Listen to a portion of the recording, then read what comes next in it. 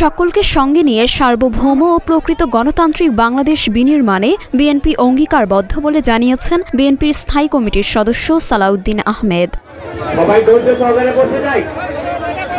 সোমবার দুপুরে টাঙ্গাইলের ভুয়াপুরে ঢাকায় বৈষম্য বিরোধী ছাত্র আন্দোলনে নিহত পলাশের পরিবারকে দেখতে গিয়ে তিনি কথা জানান। এ সময় তিনি গণতন্ত্র পুনরুদ্ধারের আন্দোলনে শহীদ পরিবারকে বিএনপির ভারপ্রাপ্ত চেয়ারম্যান তারেক রহমানের পক্ষ থেকে সমবেদনা জানান। পরে একটা প্রতি বিপ্লবের সম্ভাবনা সবসময় থাকে।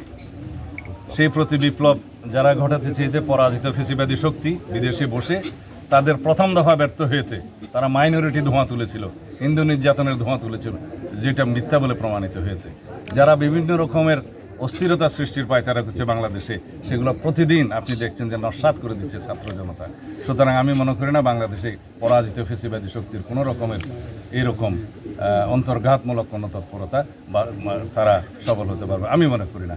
এই দেশের ছাত্র যুবকরা জনতা, শত সহস্র যুবক ছাত্র জনতা বুকের তাজা রক্ত দিয়ে প্রমাণ করে গেছে এই দেশে কোনো ফ্যাসিবাদের জায়গা নেই। বিপ্লবের মধ্য দিয়ে শহীদের স্বপ্নের যে বাংলাদেশ, সেই বাংলাদেশ তারা যে স্বপ্ন দেখে সেটা বৈষম্যহীন বাংলাদেশ, সাম্যের ভিত্তিতে বাংলাদেশ, মানবিক মর্যাদার বাংলাদেশ, সামাজিক সুবিচারের বাংলাদেশ, সাংবিধানিক এবং গণতান্ত্রিক সমস্ত অধিকার যাতে সমগ্র জনগণ ভোগ করতে পারে, সেই বাংলাদেশ বিনির্মাণের জন্য আমরা অঙ্গীকারাবদ্ধ। এ সময় বিএনপির প্রচার সম্পাদক সুলতান সালাউদ্দিন টুকু বলেন, প্রতিহিংসার রাজনীতি বাংলাদেশে আর ফিরে আসবে না। পরে তারা বৈষম্য বিরোধী ছাত্র আন্দোলনে শহীদ পলাশের গ্রামের ঘাটান্দিতে কবর জিয়ারত করে ভুয়াপুর বাস স্ট্যান্ডের জনসভায় যোগদান করেন। এ সময় ঢাকা বিভাগীয় সহসাংগঠনিক সম্পাদক ওবায়দুল নক নাসির, জেলা বিএনপির সভাপতি হাসানুজ্জামিল শাহিন, সাধারণ সম্পাদক ফরহাদ ইকবাল ও সাবেক সদস্য সচিব মাহমুদুল হক সানু সহ দলের নেতাকর্মীরা উপস্থিত ছিলেন।